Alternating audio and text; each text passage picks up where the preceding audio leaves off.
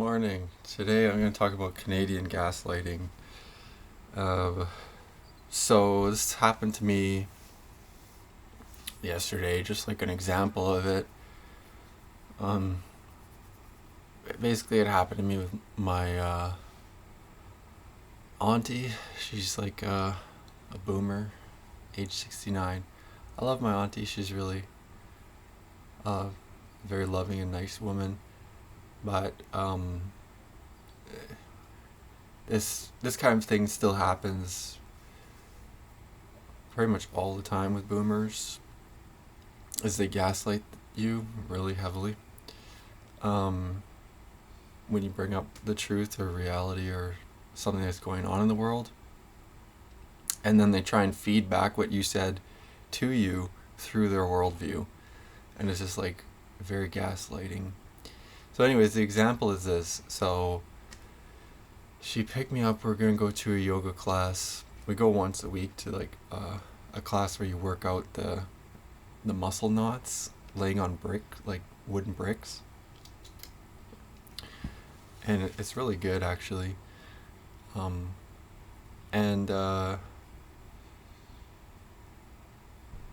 I said to her, I was like, or she's, it's usual. It's always like, "Hi, how are you doing?" I was like, "Well, not great, But I had gone to my therapy class, or not class, my therapy session earlier.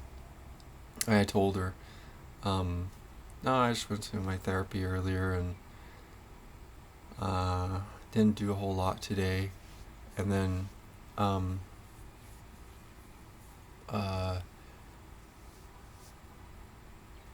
she said like Jane Goodall died, and then I was like, oh yeah, rest in peace. And Jane Goodall's like the lady that played with or studied chimpanzees. And then she said like, like, what are you not feeling great about? Is it just the depression? And I was just like, well, kind of, I guess, but uh, uh, I said, well, it's kind of like the state of the world, like, is kind of like, as I told her, I was on social media, I was on X, Twitter, and I was looking at stuff, and I was just like, yeah, it's not looking good for the world right now. And then, so this is where the gaslighting begins, because uh,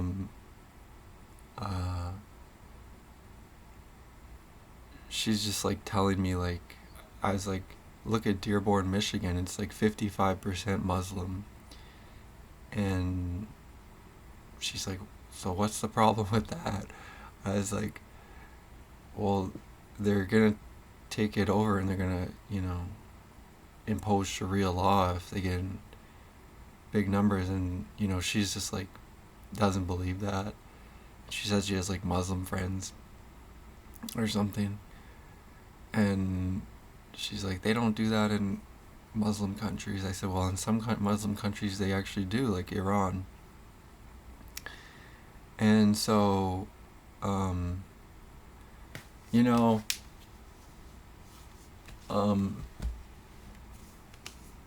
anyway, so she's just trying to say, like, how does this affect you? Like, she's like, that's what gaslighters do, like, hardcore, like, heavily, is they'll pin everything you see that's real, that's happening, they'll, like, pin it on you, and they'll make it about how you feel. And if it's not making you feel good, then in their logic, there's something wrong with you. Like, if I were to have said, oh yeah, I feel really good today, I saw on X that Dearborn, Michigan is 55% Muslim. That's great. Aren't we getting so diverse? Like, really, I think it's amazing that another culture can come to North America and just, like, take such a loving to the land and just, flourish. And isn't that amazing? And, like, she probably would have been okay with that. But it's just, like, so crazy. So um like the worldview and the outlook. It's like so strong too, like so strongly taken hold. But like with old people, it is that way. Like it's like crystallized in their brain, you know. They learned all this stuff like 40 years ago, and like just kind of crystallized, and then they stay on a media track that, you know, kind of makes them, reinforces it, right? It changes slightly, but they're brainwashed. They're so brainwashed by like Jewish media. But anyways, and I didn't even bring up the Jews, so I just said about the Muslim thing. The Muslim thing is not actually as big a deal. It is a big deal, but it's not as big a deal. The bigger deal is like the Jewish thing. But I mean, um, yeah. So she's just like telling me like, what do you see in your daily life that's so bad? Do Muslims come to your house? And she's like, just what do you have? What do you have to be grateful for? You know, we could be living in Sudan. We're not living in Sudan. We're not living in Gaza. And it's just like, it's like this super strong gaslighting. Liberals do this. Liberals have this extreme gaslighting. Because it's like, that's their whole worldview. That's what supports their whole worldview. Um, is like this kind of like unreality. And I told her like, I kind of let it go a little bit, but then I said, you know, people are living in different realities. That's for sure.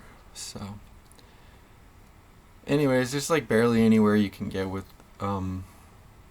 telling the truth to some of these boomers, Canadian boomers, and a lot of Canadian liberals too. They're just like insane. Like, um, yeah, they just kind of like don't really know what they're talking about, but they're really convicted a lot of times. It's crazy. It's so crazy. And the thing that's the worst is that when you bring up like facts and stuff, and I saw this on like, this is kind of a stupid example, but I saw this on like this YouTube video about Rhodesia by Zoomer Historian, and then in the comment, he made a great video. It was like basically all factual in there, but then in the comments there's just a lot of people calling him racist and everything. It's just so funny because that word is just like, it doesn't even really mean anything, you know what I mean? It's like, it only kind of means something if you're trying to like put somebody down. Like, there may be some genuine hate-filled racists out there. I'm sure there are a lot, but when it comes to just like saying things factually, you know, and you're not actually like um actually trying to denigrate other people, you're just saying something like a fact, you know, that certain groups of people behave differently, and you point out the differences in behavior, then people call you a racist. And they have like this huge like um uh huge like thing behind it too. Like, you bring up all this stuff about like slavery and colonization and all this. Like, what are you people, stupid or something? Like, they don't understand the like broader trends and the broader like reasonings for things. So it's really crazy. And then what makes everything fall apart too is that they really thrive in like abstraction and individualism. that's like the craziest part, is the abstraction and the individualism. That's what makes the gaslighting so strong, I think. Um, is that that's where they play around. But then when you like bring things back to reality, like concrete facts, um, you know, that's where what they're saying just like falls apart, and it's just like crazy. Like I told my auntie, I was like, the Canadian finance minister, the interim finance minister, or whoever that guy was, Jason Jacques, he said that we're looking out over a cliff in Canada when he was talking about the finances. And it's just like, you know, I don't know, I guess people don't, that doesn't bother anyone. That doesn't bother all the liberals. Liberals are stupid. Like, Mark Carney or whatever. I really don't like that guy. But I can't believe he got voted in again. Like, that's so crazy. I mean, voted in, the liberals got voted in again. This is his first time, but as prime minister. But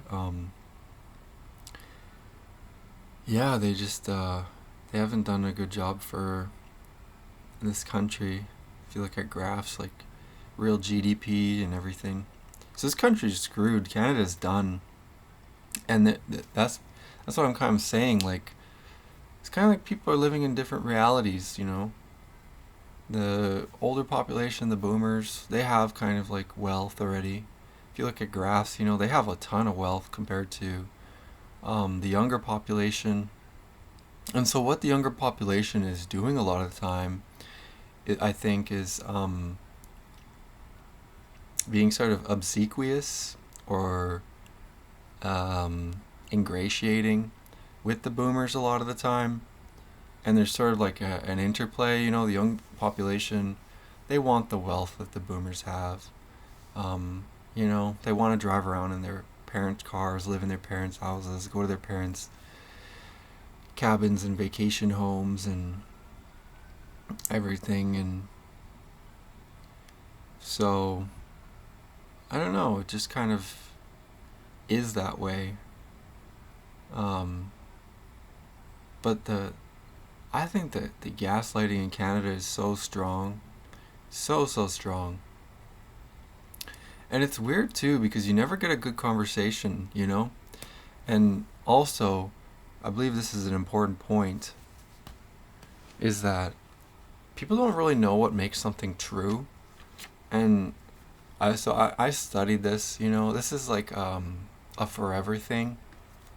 So anyways, I studied this, and it's possibly one of the most important topics, you know what I mean?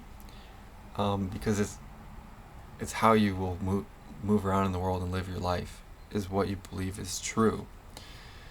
And people don't really understand this very well. But basically, we believe things to be true because of, I believe it was these Aristotelian appeals. And then there was some other things after, but these things are kind of main. So appeals to ethos, pathos, logos, and then some would say kairos. Ethos is a big one, and this is the one that Canadians are always going with, is appeals to authority. So this, it's like you will say that it's the law, it's a textbook, it's in the textbook, it's a PhD told me, an expert told me. The experts say, my professor said, my boss told me. So those are all appeals to authority. And that's like a lot of what people believe, just based off of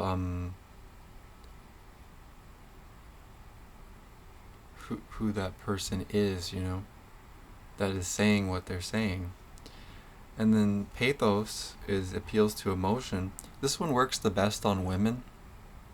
Works on men too, but it works really good on women. And so that's like crying while you're saying something, you know? Like crying, like, he, that he was abusive to me, and then, like something like that. Or like, and then, she called me this and that. And so that's like, so it's like strong emotional stuff is really, works really well on women. And so things like showing horrifying images, fearful titles in the news, like angering titles in the news, anything that will get your emotions going, that will actually make people believe it more, like yeah. So pathos, that's a really strong one. And then logos. I think men are much more swayed by logos. Way, way, way, way, way more than women in general. And that's just things, and this is kind of where I get screwed up because a lot of time I'm using logos, but people are not logical. Come on. Logos is appeals to logic. So that would be saying something like 13% of the black population commits 60% of the crime in the U.S. 0.2% of the population, the Jewish population, is overrepresented in every powerful industry and institution in the U.S. These things are logical. They're facts. You know what I mean? And so when you bring them up, though, it's weird because it's like the logic doesn't... It's like it just makes people mad somehow. You know what I mean? A lot of people. Now, other people, the funny thing about logic, too, is that other people, they just hear it and they say, yep, that's true. And then the conversation can move on. You know what I mean? We can proceed from the facts. But there's sort of like a gridlock in a way where the logical stuff is getting gridlocked by people calling you racist, Islamophobic, transphobic, all these different things, because they try and, first off, they get pissed, and then they try and feed back what you said to you through their worldview, and they say that, oh, it's due to oppression. Actually, it's due to colonization. It's due to it's due to them just being smarter than us in terms of like the Jewish thing. It's obviously it's systemic racism, So there's a lot of like dumb stuff, that happens when you bring up logic in a way with a lot of people. But logic is like one of this. It's really strong in my opinion. I don't know if that's just because I'm a man or something, or just because of my disposition. When I was younger, I kind of like learned, or I've spent a lot of time trying to figure out like, what's true and everything. And I kind of put a lot of stock into logic. But I will say this, and this is very high level. I don't know how else to put it. I don't want to sound arrogant or anything, but this is extremely high level, is that logic actually falls apart at the highest levels. There's reasons for, there's proofs of this. The proof is Gödel's incompleteness theorem.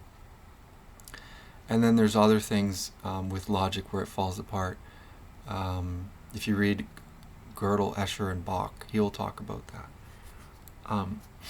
And at the highest level, logic, it starts to turn into energy. So it gets really paradoxical. Now that's not to say that logic is still not important, though. Okay, so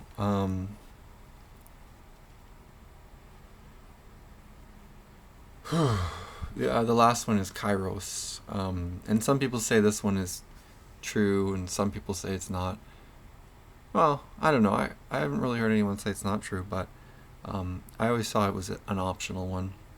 But it's an appeal to time, so that would be to say like now's the time. You know what I mean?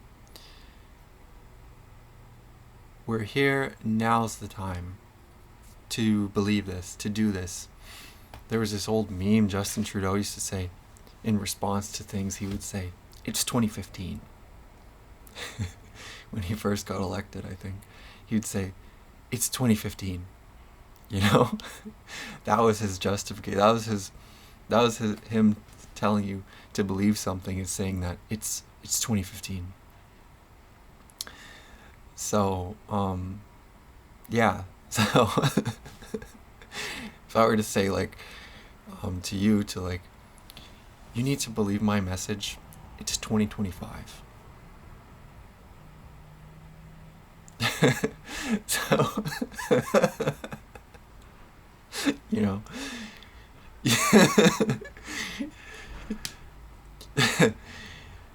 You need to believe that. I shouldn't joke about all this stuff. Okay. But anyways, it's so funny though. Um, and then another thing people use as an appeal to kairos or an appeal to time is saying that happened a long time ago, you know? And yeah, people just don't really. I don't know. I've heard that one a lot actually. They say like usually they were trying to talk about how everybody was so backwards. So this was like a facet of modernity that comes up a lot, of living in this contemporary, current, modern age, modern, current, contemporary. And it is, in a lot of ways, you could say modern, you know, because obviously it's way different than before. But people used to say, like, oh, that happened a long time ago, you know. They used to treat women so badly, you know. Um, well, they would say, like, you know, they had those laws about women a long time ago. Women couldn't vote, but that was a long time ago. And then so there's like all these assumptions or implicit things that go along with that, you know, to try and say that, oh, we're actually more sophisticated, we're more advanced, we're more this, we're more that, that we'd let women vote. Women voting has been a disaster. Women all vote liberal. They're all, um, uh, they're all swayed by emotion, you know. That's like a disaster. It's a disaster. Um,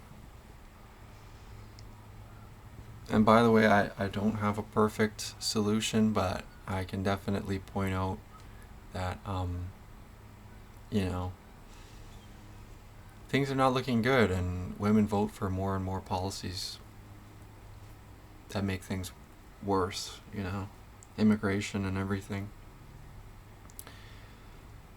At least these, I don't know, women in the West, I don't know. Is it?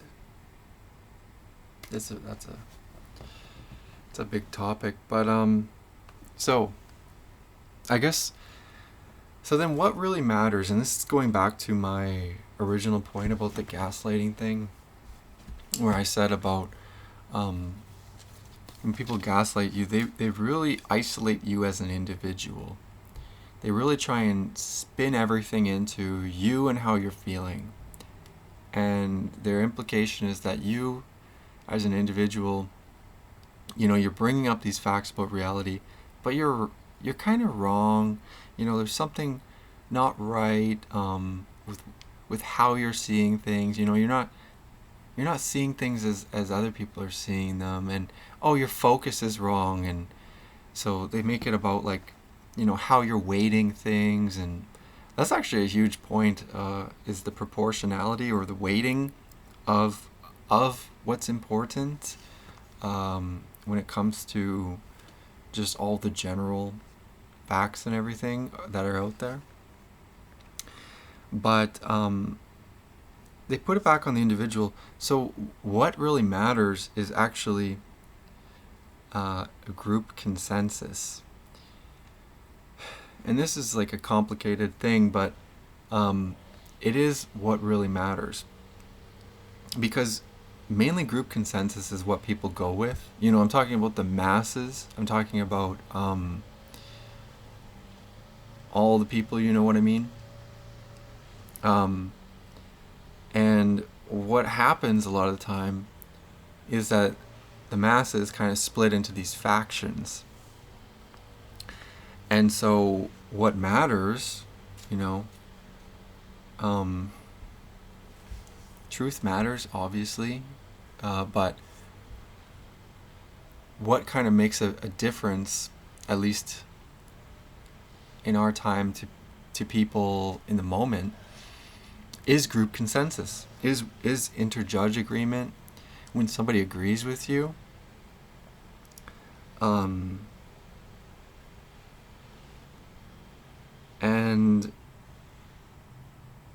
so this a lot of time is what matters to people, you know what I mean? So yeah, I don't know, it's a really complicated and it's really tough, but that is what's going on in our society. Is you know, the whole society is headed over a cliff in Canada. That's what the finance minister Jason Jacques said, and it's like people don't really, doesn't really matter that much to a lot of people. You know what I mean? So anyway, these are just important issues. I just wanted to bring them up. And the gaslighting aspect really, really sucks. Anyways, that's all.